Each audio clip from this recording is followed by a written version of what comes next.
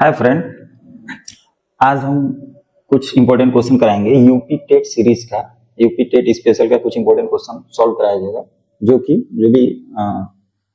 प्रतिभागी हैं जो यूपी टेट की तैयारी कर रहे हैं उनके लिए हेल्पफुल हो सकता है। ठीक है, कुछ क्वेश्चन लिए हैं, उसको हम सॉल्व कराते हैं। तो देखिए कैसे क्वेश्चन बनाते हैं, बहुत ही महत्वपूर्ण कॉन्सेप्ट है। देखिए पहला क्वेश्चन है, हमने लिया है find which one does not lie between 5/12 and 3/5। मतलब कह रहा है कि दिए गए में से चार ऑप्शन दिया है, इनमें से कौन सा ऐसा फ्रैक्शन है जो इन दोनों के बीच में लाई करता है। कुछ बातें हमें जानना है कि कभी भी कोई दो रेशनल नंबर है, मान लीजिए हमने x ले लिया, एक y ले लिया और x लेस है y से, ठीक है, तो इनके बीच इनफाइनाइट रेशनल नंबर लाई करता है। इनफाइनाइट रेशनल नंबर मतलब अनगिनत रेशनल नंबर, ठीक है, अनगिनत परिमेय संख्या इसके बीच में लाई करता है। ठीक है, तो यहाँ पे दो दिया है तो होगा अलग बात है, लेकिन यहाँ पे कुछ आपको दिया है। अब ऐसे प्रॉब्लम को हम बनाने के लिए तो तीन चार तरह से बना सकते हैं, राइट। एक तो तरीका भाई दोनों को हम डेसिमल में कन्वर्ट कर दें, इन सबको भी करें तो पता चल जाएगा कि भाई दो दशमलव संख्या के बीच में, टू डेसिमल नंबर के बीच में कौन लाई करता है, लेकिन थोड़ा कैलकुलेटिव होता है। एक होता है कि भाई सबका डिनोमिनेटर सेम बना दीजिए, इनका भी तो पता चल जाएगा कोई कौन इसका न्यूमरेटर के रेंज में आ रहा है और कौन नहीं आ रहा है, ये भी एक ऑप्शन है। एक तरीका ये है, बहुत ही प्यारा कॉन्सेप्ट है, उसको समझिए। तो पहले का हम सॉल्व करते हैं, देखिए कैसे आप बनाएंगे फास्ट तरीके से, स्मूथली। ठीक है, तो पहले समझिए 5/12 और 3/5। ठीक है, इसमें कौन छोटा है कौन बड़ा, पहले हमें समझ लेते हैं। जैसे मान लीजिए 5/12 है, 3/, तो बताए थे कि फ्रैक्शन है तो निगेटिव है नहीं, तो हम क्रॉस मल्टीप्लीकेशन से, तिरिया गुणा से पता कर लेंगे कि कौन बड़ा है। देखिए 5×5 = 25 और 12×3 = 36, तो 5×5 = 25 और ये 36 आ रहा है, तो इधर लेस आ रहा है, तो ये वाला लेस होगा उससे। यानी अगर हम देखा जाए ये संख्या रेखा पे, तो 5/12 इधर हो गया, 3/5। संख्या रेखा पे आप जानते हैं कि जो लेफ्ट मोस्ट नंबर होता है वह छोटा ही होगा इसके। तो ये ध्यान रखना है कि जो भी रेशनल नंबर होगा इन दोनों नंबर के बीच में होगा। भाई बीच में होने का मतलब क्या हो गया, इस वाले नंबर से क्या होगा, बड़ा होगा और इससे छोटा होगा, तभी तो इस रेंज में आएगा। बहुत ही कॉन्सेप्ट समझिए। यहाँ पे मान लीजिए हमने एक रेशनल नंबर ए ले लिया, तो यह जो नंबर होगा वह क्या होगा, इससे बड़ा होगा, मतलब ये ग्रेटर होगा, और इससे क्या होगा, इससे क्या होगा, छोटा होगा, ऐसे बोल सकते हैं। ठीक है, तो ये ध्यान देने वाली बात है, राइट। तो देखते हैं कैसे क्या होगा, इससे बड़ा होना चाहिए, इससे छोटा होना चाहिए। तो एक एक को चेक करते हैं, ध्यान से चेक करेंगे। मान लीजिए 1/2 हमने ले लिया, यहाँ पे 1/2, तो देखिए 2 5 10, 2 5 10 और 12, ठीक है, 12 कम 12 क्रॉस कर रहे हैं, 2 5 10, 12 कम 12, हाँ इससे बड़ा है, इससे बड़ा है, ठीक है। तो इससे बड़ा है तो भाई इससे छोटा होना चाहिए, तब ना काम बनेगा। अब इन दोनों में देख लीजिए, तो 5 1 कम 5 और 5 1 कम 5 और 3 दूना 6, तो कुल मिला के 6, यानी यह इसके बीच में आ रहा। और हमें क्या चाहिए, विच डज नॉट लाई, जो इन दोनों नंबर के बीच में नहीं पड़ेगा, और यह जो नंबर होगा इन दोनों के बीच में पड़ेगा। तो कभी कभी क्वेश्चन आपका बीच में पढ़ने का भी पूछ लेता है, कौन सा लाई करता है, तो बहुत ही कंफ्यूजन होता है। तो पहला तो नहीं होगा, पहला क्लियर हो गया। दूसरा अगर 2/7 को देखा जाए, 2/7, ठीक है, तो देखिए इससे बड़ा होना चाहिए, तो 7 5 35 और 12 दूना 24, तो यह इससे छोटा हो रहा है, हो रहा कि नहीं हो रहा, इससे छोटा होगा तो इधर आ जाएगा। एक बार और देखते हैं, 7 5 35, इसका क्रॉस, इसका डिनोमिनेटर उठाइए, इसका न्यूमरेटर, तो 7 5 35 35 और 12 दूना 24, तो यह आपका यह वाला क्या हो गया, यह वाला बड़ा हो गया इसके रिस्पेक्ट में, यह वाला इसके रिस्पेक्ट में बड़ा हो गया, ठीक है। तो बड़ा हो गया, इसी से बड़ा हो गया, तो यह स्वाभाविक है कि यह वाला इसके इधर लाई करेगा, तो यह इसके बीच में नहीं पड़ेगा। तो आंसर यही होगा 2/7, 2/7 आंसर सही होगा। ठीक है, चलिए एक और देख लेते हैं, इनको देख लेते हैं। अभी देखिएगा ये भी इसके रेंज में नहीं आएगा, इसके रेंज में आएगा, सॉरी। तो 7/15 ले लेते हैं, 7/15 है, तो देखिए 15 75 और 12 7 15 75 और 12 6 72, 12 7 84, तो 12 7 84 देखिए इससे बड़ा आ गया। इन दोनों में देखेंगे तो 5 7 35 और 12 3 36, तो 36 बड़ा है, यानी यह भी इसके बीच में आ रहा है, तो कुल मिला के ऑप्शन 2 है। ऐसे ही हम आइडिया लगा देंगे, ये कॉन्सेप्ट है, इसी तरह से काम करेंगे। ठीक है, तो पहले का आंसर 2/7 होगा, ऐसे आप बना लेंगे। चलिए सेकंड देखते हैं, सेकंड भी बहुत महत्वपूर्ण है। सेकंड क्वेश्चन जो है इसे देखा जाए। सेकंड ये कह रहा है कि which order shows the following rational number in ascending order. Ascending मतलब इंक्रीजिंग ऑर्डर, ठीक है, इंक्रीजिंग ऑर्डर। इंक्रीजिंग मतलब बढ़ते क्रम में, बढ़ते में क्या करते हैं भाई, मिनिमम से मैक्सिमम की तरफ हम बढ़ेंगे, छोटे से बड़े की तरफ बढ़ेंगे, छोटे से बड़े की तरफ बढ़ेंगे। तो हमारे पास कुछ फ्रैक्शन दिया ए बी सी डी। ए दिया है 26/3 यानी 26/3, 35/4, सी दिया 46/5, डी दिया 17/2।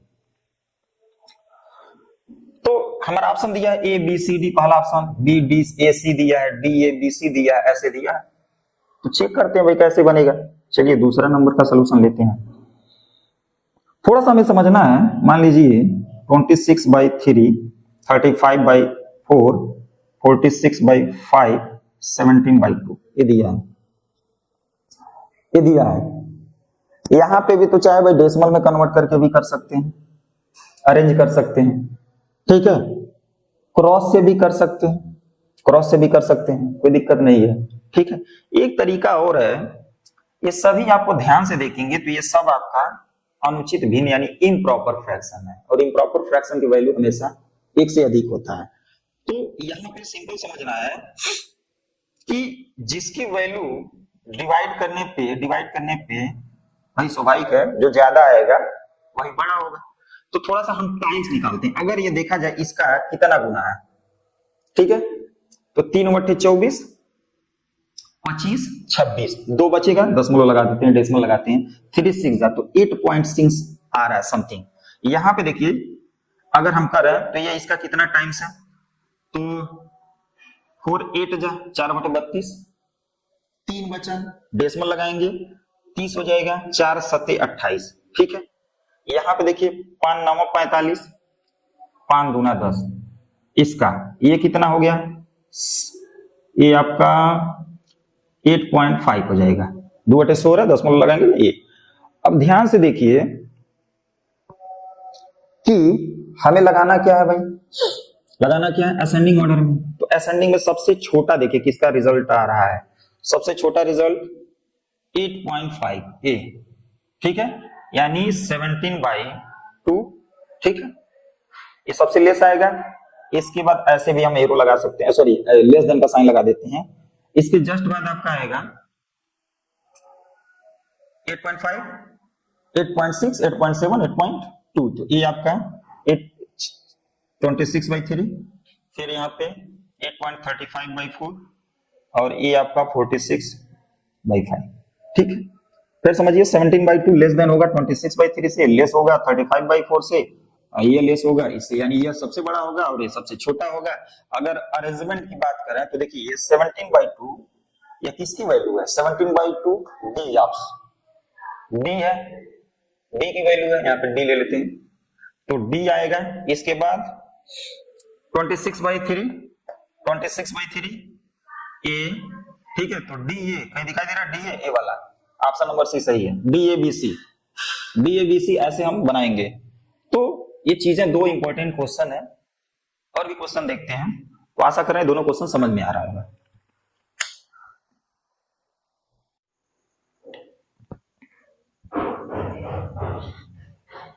क्वेश्चन नंबर 3 देखिए दोस्तों, कह रहा है ये सिमेट्री का क्वेश्चन है, line of symmetry. How many line of symmetry, how many line of symmetry does a regular polygon है। कोई रेगुलर पॉलीगन है,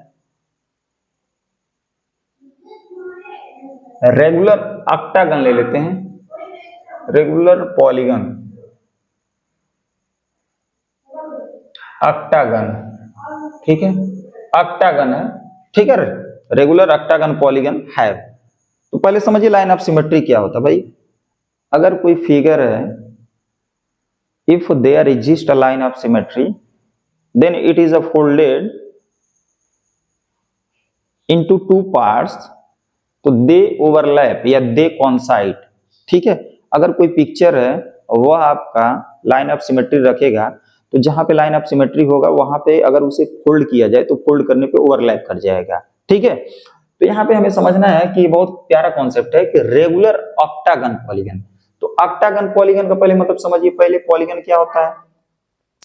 पॉलीगन जो बहुभुज होता है ये आपका 3 और मोर लाइन सेगमेंट से एक क्लोज फिगर होता है, एक सिंपल क्लोज फिगर होता है, ठीक है, which is made of only line segment. A simple close figure which is made of only line segment is called polygon. Polygon होता है। ऑक्टागन का मतलब एक ऐसा पॉलीगन जिसमें 8 साइड हो, 8 साइड हो, तो आपका होगा जैसे ऐसे मान लीजिए, ऐसे 1 2 3 4 5 6 7, एक और इसी में बढ़ा लेंगे, ठीक है, 8 हो जाएगा, तो ऑक्टागन हो गया। और रेगुलर कह दिए तो क्या हो गया, एक ऐसा पॉलीगन जिसका प्रत्येक एंगल और प्रत्येक साइड आपस में बराबर होगा तो उसे रेगुलर कह देंगे, जिसे समबाहुभुज भी बोला जाता है, तो रेगुलर हो जाएगा। अब देखिए इसमें एक ट्रिक्स है, एक कॉन्सेप्ट है। अगर कोई रेगुलर पॉलीगन कितना साइड का है, मान लीजिए n साइड का है, ठीक है, n साइड का है, तो उसके जो लाइन ऑफ सिमेट्री होंगे वह n होंगे, उसके जितने नंबर ऑफ डायमेंशन होंगे, नंबर ऑफ साइड्स होंगे, उतना ही उसका लाइन ऑफ सिमेट्री बनेगा। तो आपको पेंटागन का है तो रेगुलर पेंटागन है तो 5 बनेगा, ठीक है। अगर रेगुलर डेकागन है, 10 साइड का है, तो उसके 10 लाइन ऑफ सिमेट्री बनेंगे, ये ध्यान रखना है, ठीक है ना।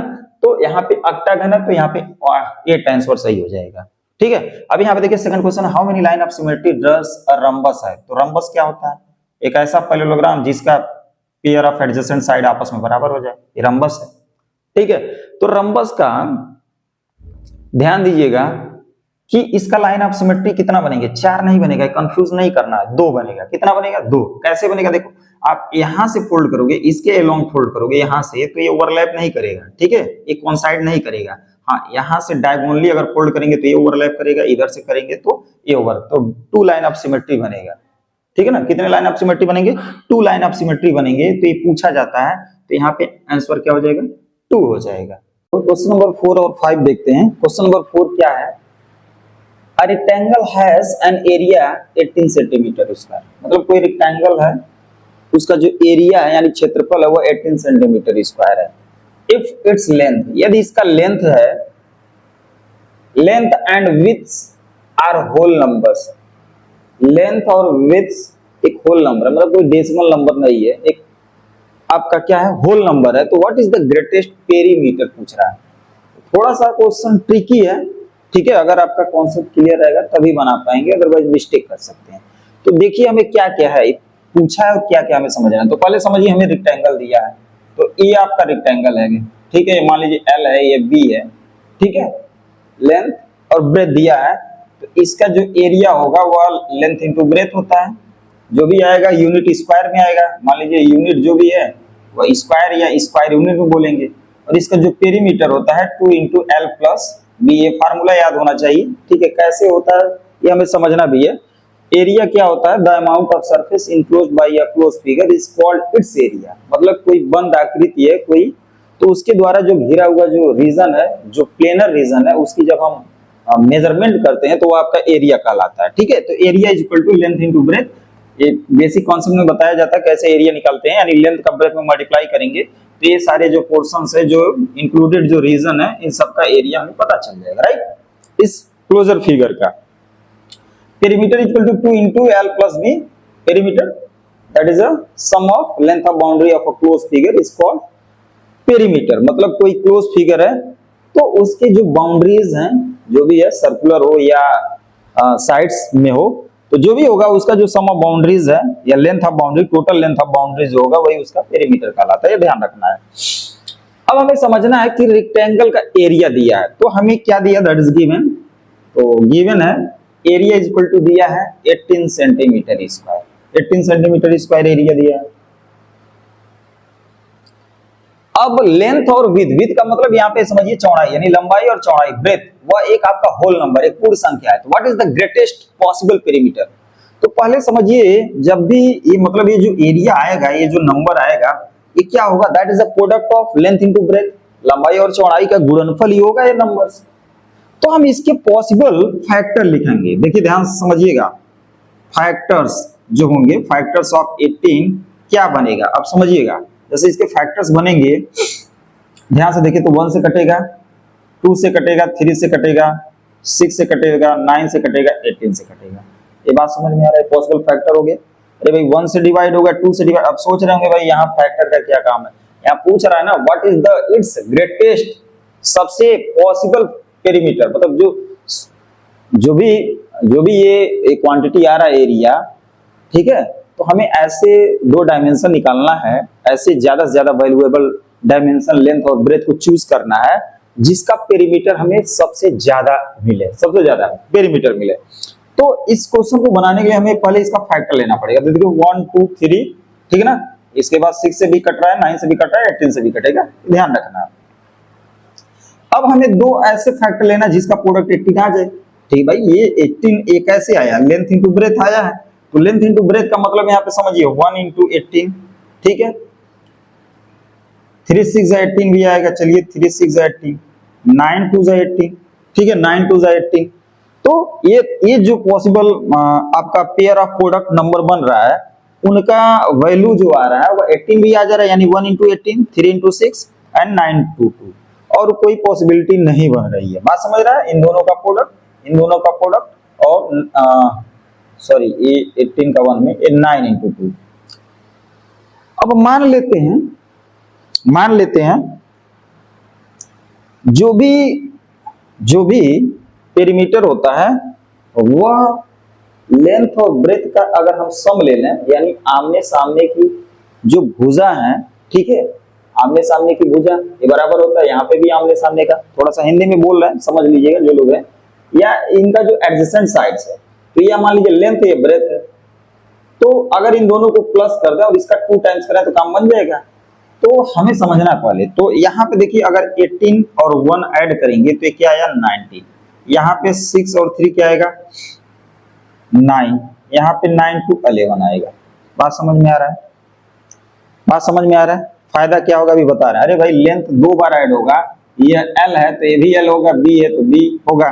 तो चूंकि अभी हम इसको क्या किए, इस प्रकार ऐड किए, अब इसका 2 टाइम्स लोगे तो ये आपका 19 2 38 आ रहा है, यहाँ पे 6 3 18, सॉरी 6 3 18 तो आ ही रहा है, तो ये 6 और 3 9 आया, सम ऑफ एडजेसेंट साइड यानी लेंथ और ब्रेथ का सम लिए तो 9 आया। अब इसका 2 टाइम्स लेंगे, अरे भाई length plus breadth plus 2 sorry into 2, तो ये 9 2 18 आ रहा है, यहाँ पे क्या आ रहा है 11 11 2 22।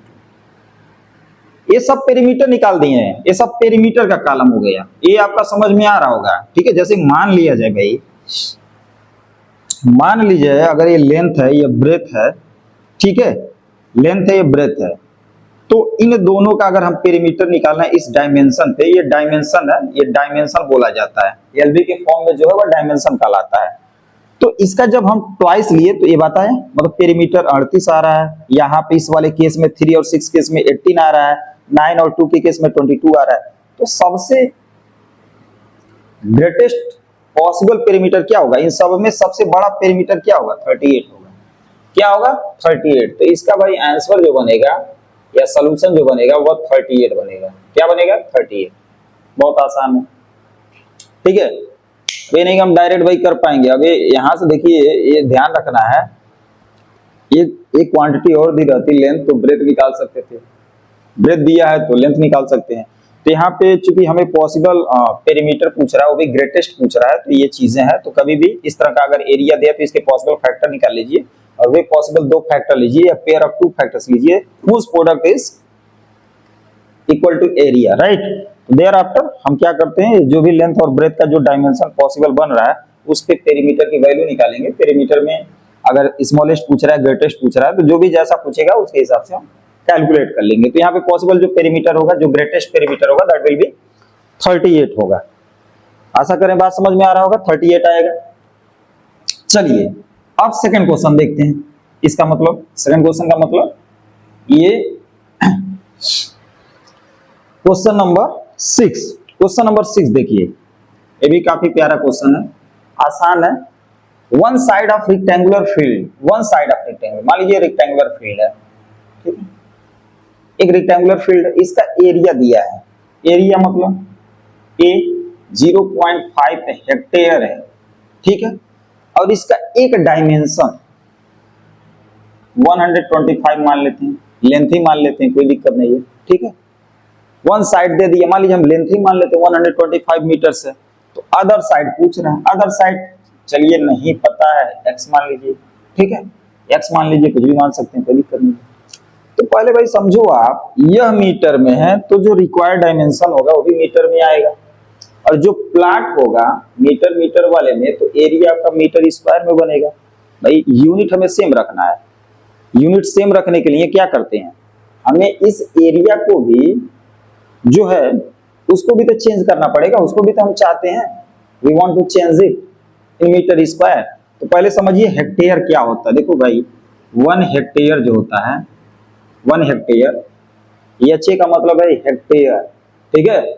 यह वास्तव में एक ऐसे प्लॉट को शो कर रहा है, एक ऐसे एक प्लॉट है, एक स्क्वायर प्लॉट होता है जिसके एक एरिया को 1 हेक्टेयर माना जाता है। तो पहले समझ लीजिए, अगर 100 बाई 100 का प्लॉट है, यानी 100 मीटर इंटू 100 मीटर का प्लॉट है, ठीक है, तो ये आपका 1 हेक्टेयर कहलाता है। क्या कहलाएगा? 1 हेक्टेयर। ध्यान समझिएगा, यह जो ये इनक्लोज फिगर का जो अमाउंट ऑफ सरफेस है 100 बाई 100 पार्क का, ठीक है, ये स्क्वायर पार्क है, यानी 100 बाई 100 का मतलब 100 जो है दैट इज अ मीटर में है, तो ये मीटर में, ये मीटर, तो ये जो होगा 1 हेक्टेयर होता है। तो भाई इसका एरिया निकालेंगे तो क्या होगा, इसका जो एरिया होगा वो आपका आएगा 10,000 आएगा। तो सिंपल समझिए 1 हेक्टेयर में 10,000 मीटर स्क्वायर होगा, राइट। अब भाई बहुत बच्चे कंफ्यूज करते हैं, अगर मान लीजिए 10 बाई 10 मीटर का है, 10 मीटर यानी 10 इंटू 10 इस तरह का है, इस तरह का प्लॉट है, इस डायमेंशन में, सॉरी या मीटर यहाँ पे हम नहीं रखेंगे, 10 मीटर 10 मीटर इस तरह का अगर है तो ये आपका 1 एयर कहलाता है। ये जो इसका जो एरिया होगा वो एयर में बनेगा, किस में बनेगा? एयर, वो भी 100 मीटर स्क्वायर होगा, और इसको बोलेंगे 1 एयर, ठीक है, 1 एयर। ओके, क्लियर है? तो पहले यहाँ पे हमें समझना होगा कि अगर कोई रेक्टेंगुलर है तो भाई एलबी यानी length into breadth is equal to area होगा, ये बात समझ में आ रही होगी, ठीक है। प्रोडक्ट ऑफ जो डायमेंशन होगा उसका वही एरिया के बराबर होगा, लेंथ इंटू ब्रेथ। अब यहाँ पे एरिया को हमने चेंज कर लिया, क्या है 0.5, ठीक है, हेक्टेयर को मीटर स्क्वायर में बदलने के लिए 10,000 से मल्टीप्लाई कर देंगे, 10,000 से मीटर स्क्वायर आ गया। लेंथ ब्रेथ, चलिए भाई जो सेकंड जो भी टर्म्स है, सेकंड को मान लेते हैं ब्रेथ ही मान लिया गया है, एक्स ले लीजिए और इसको 125 ले लीजिए, जो भी आएगा मीटर में आएगा, तो मीटर मीटर कैंसिल आउट होगा, तो जो भी डायमेंशन होगा तो भाई उसका एक ही यूनिट होगा। x बराबर, ध्यान समझिएगा, 0.5 इंटू 10,000 अपान ये 125 नीचे रख दो भाई, ये मल्टीप्लाई है तो इधर जाएगा डिवाइड हो जाएगा, डिवाइड हो जाएगा, बहुत इजी। यहाँ पे अब देखिए कैसे कटेगा